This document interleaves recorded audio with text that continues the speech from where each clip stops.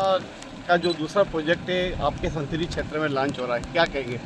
नहीं, बहुत खुशियों का विषय है कि पर्यटन की हमारे क्षेत्र में जो संभावनाएं थी उनको मोहन यादव जी के नेतृत्व में पंख लगे हैं और चीते का पेयर आ रहा है। दोनों भाई हैं और चीतों में एक खासियत रहती है कि ये दो के जोड़े में ही चलते हैं। दोनों शिकार भी साथ करेंगे और दोनों भोजन भी साथ करने वाले हैं और लगभग अभी इनको लंबा समय लगेगा कि ये 2-3 महीने इस एटमॉस्फेयर में रहेंगे। फिर उसके बाद फीमेल के आने का क्रम संभवतः बरसात के आसपास प्रारंभ होगा और 1-1.5 साल के अंदर ये एक अच्छा सफारी का रूप ले लेगा ताकि फिर पर्यटक इसके अंदर आ जा सकेंगे।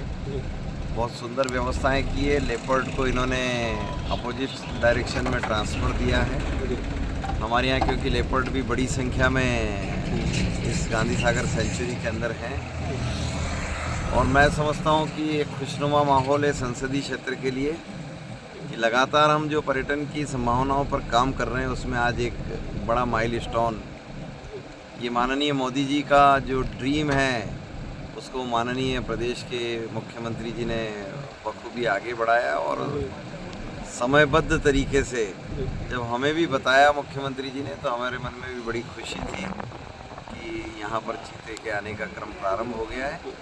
तो मैं तो बधाई दूंगा क्षेत्रवासियों को कि अब देश दुनिया के उनके रिश्तेदारों को कुछ समय के बाद यहाँ अच्छा घूमने फिरने का एक दृश्य दिखाने के लिए आमंत्रित कर सकते हैं। कहीं दुनिया में जाने का जरूरत नहीं है, अपना संसदीय क्षेत्र ये प्यारा क्षेत्र बन रहा है। भाई साहब, अभी सुप्रीम कोर्ट को लेकर उपराष्ट्रपति धनखड़ ने कहा कि राष्ट्रपति को चुनौती नहीं दी जा सकती है। वहीं निशिकांत दुबे का जो बीजेपी के सांसद है उनका एक विवादित बयान सामने आया, पार्टी ने उसको अलग किया। देखिए, सबके अपने अपने विचार भी रहते हैं, लेकिन मैं सोचता हूँ कि अभी हमारे इस विषय पर बोलने का समय नहीं है। पर देश देखता है, लोग भी आंकलन करते हैं कि चाहे कितनी भी बड़ी संस्थाएं वो करती है उस पर पूरी देश की निगाह बनी रहती है। तो हम एक के लिए कुछ बात करें और दूसरे के लिए कुछ बात करें तो इन मर्यादाओं को सभी वरिष्ठों ने ध्यान रखना चाहिए, वो चाहे जिस भी पोस्ट पर बैठे हों।